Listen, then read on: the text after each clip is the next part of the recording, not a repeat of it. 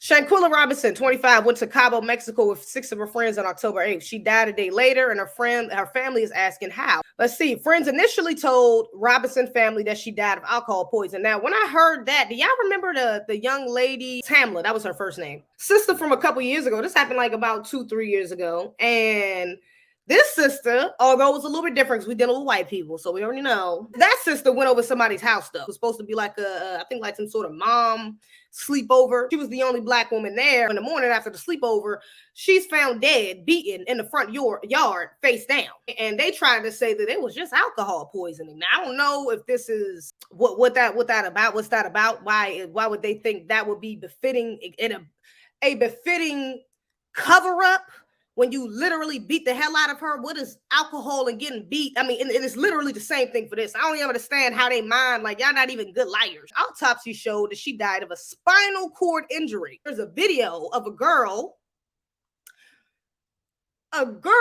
beating the hell out of Shanquella. You're bullying. Like, this is clearly like, how are y'all friends on a trip? There's no way y'all are actual friends. And you're beating the hell out this girl like this is some random broad on the street and she just tried to steal from you or something. Maybe everybody wasn't with it. Let's hope not. Because if not, everybody in that damn room, I don't know about everybody on the trip, but everybody in that room for sure, guilty as a mug. This is also a side effect of white supremacy because this is some white girl shit. Let's just be real. And we're going to get into black women issues because this is a black woman issue as well. But this is some white woman shit right here. You know what I'm saying? Black women are not this damn wicked naturally. This is from the influence of white supremacy, sadly, but this is a problem amongst black women, but it's really at the core a white woman problem. The idea of keeping around women you don't like, of playing fake nice, of passive aggressiveness, of I'll smile in your face and then stab you in your back.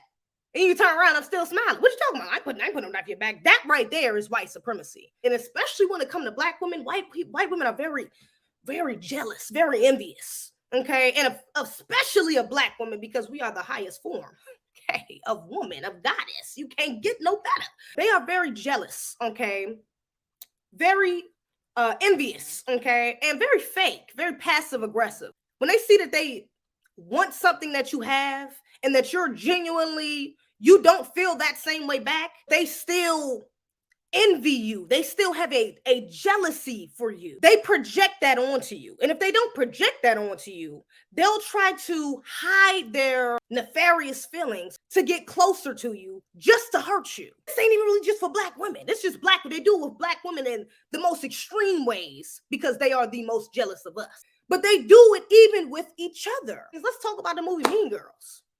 Mean Girls is a pillar in the white community. You got white women dressing up every year as Regina George. And why that movie has impacted white America so heavily is because of the exposure of the wickedness of white women. Regina George, mother had money for sure, okay? I remember the mother because the mother was one of the funny characters, okay? Mother was very dim-witted, very shallow, obviously didn't know a damn thing about her child, or didn't really understand, or didn't really care for her, okay, about either one of her children. And she was also, in a way, passively wicked. It's more like passively hurtful. Like that's how their mothers are with them. Their mothers, white women and their mothers, their relations. Like we talk about black women, but white women and their mothers, they can literally hate each other. That's why you got white kids running around saying, I hate my mom. And they can be so disrespectful because they're women. Like the core, you have to understand, like white supremacy is only born because of white women. And if white women wasn't raising white supremacists, it wouldn't be there. White women, just like women in general, we pass on the culture. White women pass on white supremacist culture. Even back in slavery, a lot of the wives were more wicked than the actual damn slave masters. Looking at some of these white women and how they will hang around these women, like in Mean Girls, going back in Mean Girls, they will fake like they like, just like with Lindsay Lohan. Regina faked like she liked her. It was very back and forth with it. Like, oh, I love you. Oh, I hate you. Oh, you're great. Oh, you're shit. Oh, you're da-da-da-da. Oh, you're this. It was always like a back and forth. And even on the other hand of that, Lindsay Lohan was doing the same thing. They were really doing the same thing. That's why in the end, they end up being basically the same damn person, because Lindsay was doing the same thing to her, but with different motivations. Because that is within their culture. And I think that's why that movie impacted them so well, because so many women, and not even just white women, so many women in general got to see, like, damn, this is really how women operate. And this is in high school. This is supposed to be in high school. But sadly, this is befitting of most of the grown-ass women walking around today. Even Mean Girls within itself, to a degree, represents some of the issues within Black women. Because again, we victims of white supremacy. And so, yeah, this is white women problems, but baby, we done picked a few up. Like, they take the line, keep your enemy closer, and take it to the furthest, the highest extreme that you could use it. Because they will sit here and act like they're your friend. Oh yeah, come on, Tamla, come to the house. Come and do a sleepover. And the whole time they're plotting behind your back what they're going to do to you. It may not have been as nefarious as far as they went on a trip, planned this trip to purposely fight her, to purposely jump her, to purposely kill. I don't think that's how this went. With the white women, I think that's probably how that went. With these Black women, I don't think that's how this. I don't think they went on a trip and then they did they wouldn't even recorded the fight if they knew that that's what. I mean, come on, that just wouldn't even. That's it. It's done. Wouldn't it be? It doesn't even make sense. So I don't think that's exactly what was happening there. But even if it wasn't a out your mouth, oh yeah, we're going to do this and this, it was a subconscious thing. It was that white woman, that pill, that white supremacy in the back of your head. That's all you really need. That white woman in the back of your head that's telling you, that's driving you to be more jealous, that's driving you to be more angry, that's driving you to be more envious, that's driving you to be like, I have to do something to make her feel like I feel, or make her feel worse. And that's what trickles down into what we got now. That doesn't mean that she went through the same thought process as that white woman, those white women, or these Black women went through the same processes as those white women. However, it's still the same root cause, which is white supremacy. That's something I've learned to notice myself, is the envy and jealousy within some of our women. And it don't even gotta be, again, you don't gotta be the prettiest with the most money, the most articulate. You just gotta have something that they see that they want, or something that they see that other people want that they don't have. But this is definitely part of the bigger damn picture of Black women hating on each other. Let's just keep it a bean. Let's just keep it a bean. Because there's no way they were genuinely friends and a video like that was made and recorded and posted. We're talking about this. And you came back and try to cover it up. You're not going to cover you. If I kill one of my friends, I'm going to genuinely feel bad about it. I might be angry in a moment, but afterwards, I'm going to, when I calm down, I can't wait 2-3 days and be acting like nothing happened. Like I just beat the hell out of this girl and left her in a whole nother country. Friends don't do that.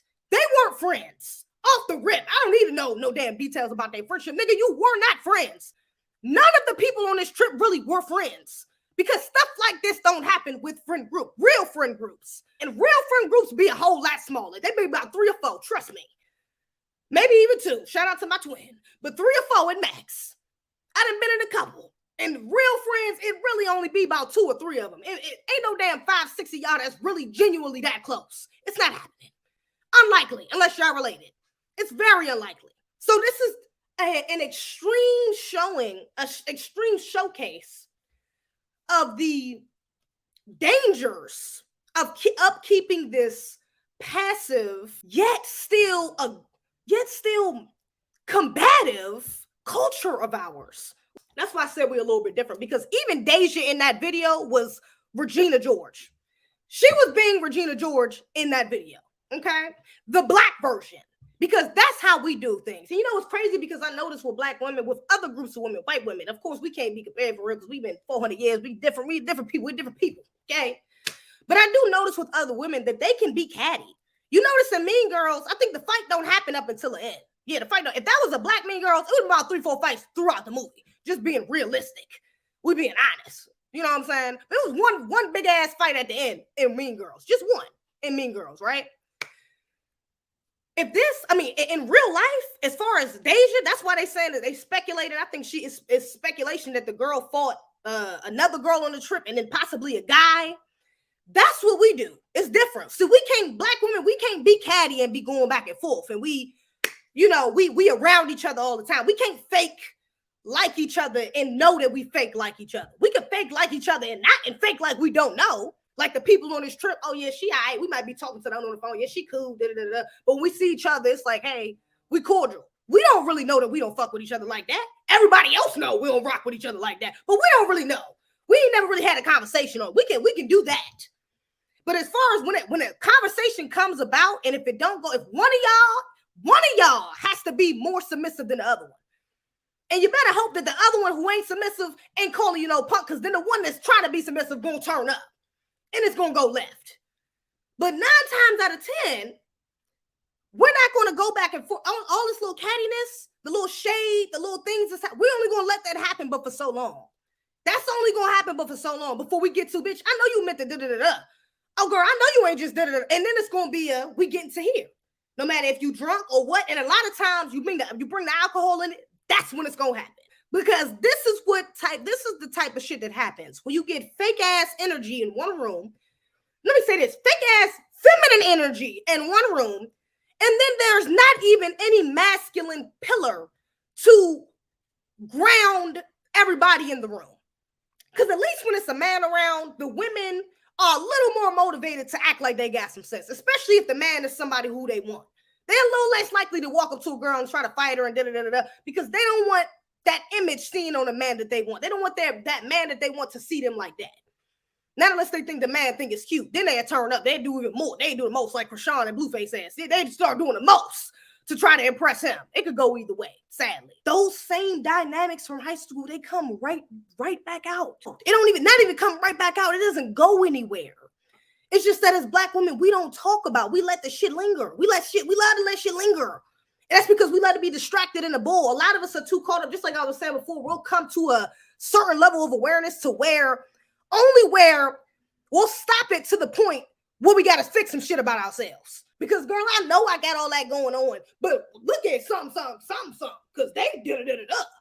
And you're not even addressing the shit that you got going on literally right in front of you, right with your daughter, right with your mother, right with your sons, but you so quick to get caught up in somebody else's bullshit. And again, that gets passed on to us from our mothers. So now we getting caught up in the bullshit. Now we don't even care. Even the fake stuff that happens with our friend group, we kind of get a joy out of it. It's like now I get to call one of my friends. It's, oh shit, did you peep what you call it on the phone? Did you peep what you call it? Da-da-da-da. You see how she said that in front? You think she meant? And then go right back to the girl phrase, hey girl, like nothing happened. So we get a high off drama. We get a high off the cattiness. And then it's like it's like when the fight is like the highest, it's like fighting is like the first hit of crack. It's like fighting. Like once you get to that, you can't get past that no more. Unless we in the bullying zone, like this girl doing, because some girls won't drop it. We'll keep going. We'll keep going egregiously. Well, man, it's girls I know that got bullied from the same girl for a long ass time. Just saying. You know what I'm saying? Just saying. Okay. But fighting is like the pinnacle. You know what I'm saying? And we shouldn't see it as the pinnacle, at least not so quickly. And that is the difference. Like, again, in Mean Girls, it would have been about 4 or 5 fights in Mean Girls if it was black. But since it was white, all of that passivity happened before they got to the actual violent fight. And even in the fight, the 2 main characters didn't even fight. Remember? Lindsay Lohan and Regina George don't even freaking fight. That's very telling. Everybody else thought the whole school was up in shambles, but they didn't even fight. They was the main 2 characters. They did not fight. If that was black women, they would have fought. Somebody brought the book. Somebody printed the book and brought it to school or something like that. And everybody started seeing it, and everybody just started going crazy. That fight would have started with, bitch, you wrote this book about me? Bitch, I know you ain't did it. It would have started with them fighting. We have this thing about making each other submit to one's other will. Like you can't both of us. It's like it's a masculine way of thinking. Like we can't both be strong women, or we can't both be real ass women and be in the same place. Non-real women think that. We can't both be, you like, I have to be over top of you. You have to be, but you got to know that you're beneath me. You got to know that I'm a little bit better in this aspect. You got to know that it's like we have to know that. And if we don't know that you know that, it becomes this fake charade, this fake dance of friendliness and fakeness. It becomes this bullshit friendship there where it's like, oh yeah, we inviting each other on trips, but every time y'all on trips, it's an argument. Every time y'all on trips, somebody being shady. Every time y'all on trips, somebody do something. Y'all leaving people out of activities. Y'all posting each other. Y'all not posting certain people on your stories. It's always some funny shit. But yet again, you still hop right back in that group chat and keep on texting and keep on laughing at these memes and keep faking like these are your real friends. And kind of, in a part of it is sickening because a part of it is kind of fulfilling for our relationship with our men because we get used to it. And kind of, in a part of it is sickening because a part of it is kind of fulfilling for our relationship with our men. Like, we will get fulfilled we will get wrapped up in the drama of our friendship groups and be like, to hell with a man. Friendship becomes your new relationship, even if it's not intimate. You focus on that. And a part of that, let's just be real, a part of that is you running away from men, running away from masculine leadership, from order. Let's be real. A lot of our women out of damn order. Shout out to Ayanla Van Zandt. That's who said that, right? Yes. Out of order. And a lot of us are running from that order, running from men. The masculine is the order. And since we're running from that, we're running into more chaos with more feminine, chaotic energy. But that's not going to resolve any issues. It's going to continue to get worse, especially because at the core of it, again, is white supremacy and white women problems. We do not play by our green. You fuck with the team. Might find your West in the creek. We crossing our T's. We don't never miss it.